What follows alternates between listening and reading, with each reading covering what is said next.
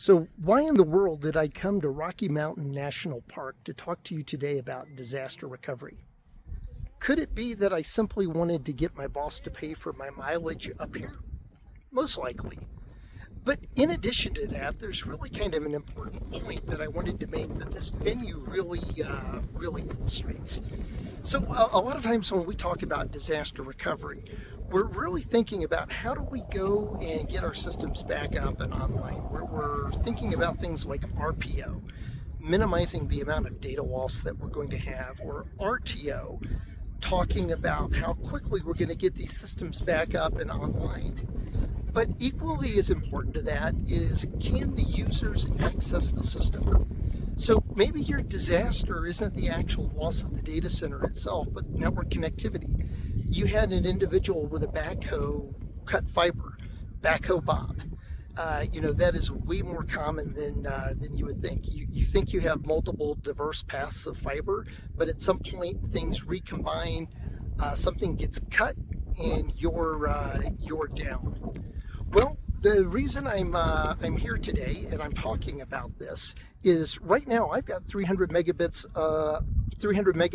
a second of internet connectivity, even though I have no cell phone service. And this is courtesy of Starlink. So on top of my truck, I've mounted a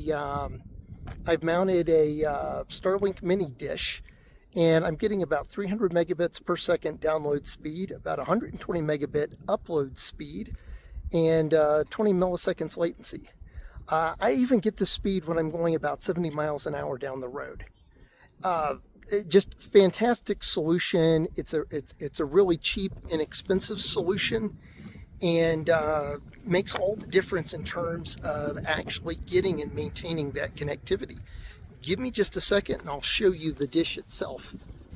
So the magic that makes this all work is the Starlink mini dish that I was just telling you about.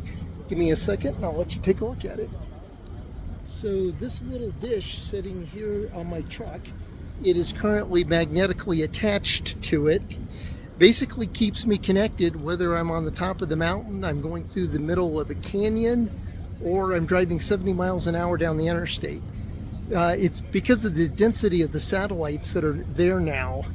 It's using something called beam switching technology, which lets it switch from one satellite to another as they come in and out of range, basically keeping you connected more often. So this is a couple $100 a month. Actually less than that. The dish itself is under $1,000. When thinking about disaster recovery for your remote locations or even your primary site, dealing with emergency backup, internet connectivity, this is a low-cost insurance policy. Even if you don't activate it right away, buy it, put it in a storage closet, keep it there, keep it ready, keep it part of your disaster recovery plan. And no, Elon Musk is not sponsoring this video. Thanks, and have a great day. Bye.